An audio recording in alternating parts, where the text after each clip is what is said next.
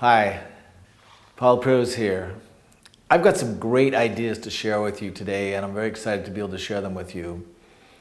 This is a kind of exploration for me, and I want to invite you to explore with me.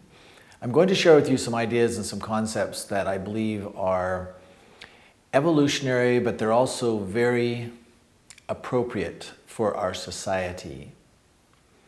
I believe there's some ideas that are here that could make a huge change in your life and also in the life of those around us. There are many solutions that people have offered to address the concerns of the society and the individuals. And I have come up with one that I believe will be very, very important because it will change the way that we look at life, and it has the potential for changing our whole society. Our bodies and our lives are functional because there is intelligence running through them. The intelligence controls and develops, heals, and fills our life. This intelligence is in collaboration with our minds and with our bodies, and it's a very, very powerful source. For many years, we have heard of people that are creative, people that are inventors, who are explorers, that seem to come up with new ideas, new concepts, or new representations of what has gone on before. There have even been some people that have said that they talk with God, that they have a link into that divine source. Today I want to talk about that source and the opportunity that you have and that I have to be able to tap into that source. You can express this or describe it any way you want. Some people have expressed it as divine. Some people have expressed it as just something much more ordinary. However you want to describe this is okay with me. In some of my past writings, I have described this as speaking with God and Goddess, and that has been helpful for me because it feels comfortable for me. It feels like I'm talking to somebody who cares for me and loves me, and it feels more real to me. For those of you who are uncomfortable with that, let's say you're in a corporation or a government entity, you can't talk about God, or it's apropos to do so, then we can talk at another level. My point is this: it doesn't really matter so much what we call this. Whatever you're comfortable with calling this is good with me, and it's good with them. The point is that there is this amazing intelligence that controls and runs and engineers the universe.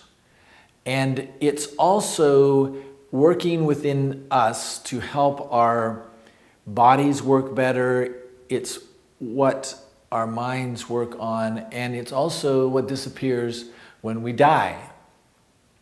So there's this something, whatever you want to call it, that I'm going to call the intelligence that is available. Now, there have been many approaches to this, and I admire those who have stretched into this realm because it is unknown, it's very undefined, it's difficult to categorize. It's certainly difficult for scientists to be able to represent because it's not really something that you can touch or feel or see. You can see the results, the outcomes of it, but you can't really see it per se. So what I wanted to do is to create a kind of an evolution. Let's say that you go with my assertion that this intelligence exists, that it is in us, that it's flowing through us, and it is running and controlling our bodies and the universe as I've suggested to you. Let's just turn off your cynicism just for a moment and just defer that for a little bit. Now, if that is the case, and that we are linguistic beings that describe, that live by using words in any language, then I say the next step for us as a society and as individuals is to begin a dialogue with this intelligence. You may ask, why would you want to do that? Let me explain. This intelligence is, in my experience of many, many years of having communications and dialogues with it, is the most loving, the most creative, the most wonderful and caring source that you can imagine. Well, as you could guess, given that it is also what controls the universe and our interactions in society as individuals and as souls, then there is an opportunity to connect with this source directly. Many people have talked about that whole idea of meditation, where they wait for the inspiration to come. There are people that have said that they've had conversations. There are many people who encourage you to stay in the place where you're just awake or when you're just going to sleep, because this is a way of tapping in to this valuable source. I am suggesting now that we take the next step with this and create actual dialogues.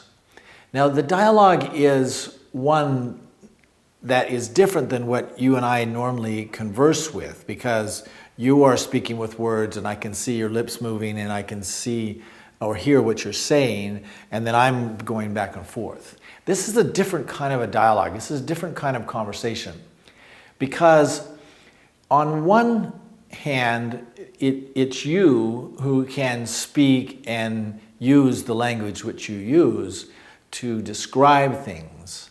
But this other source is very, very quiet. There's no noise, there's no vibrations to your ear, there's no lips moving.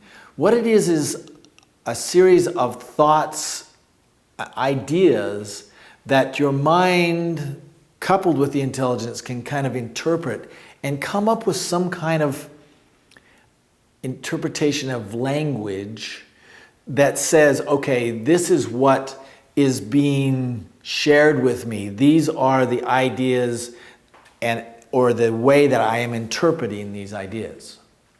Now, the wonderful thing about this source is that it is very, very open. Many people say in our society, well, if I had some government help, then I could do this. Or another person might say, I need more money before I can do this.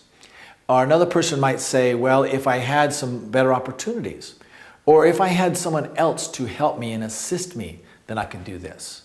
These are all things that we say that we need. And if we don't have those things, then we can't do what we want to do.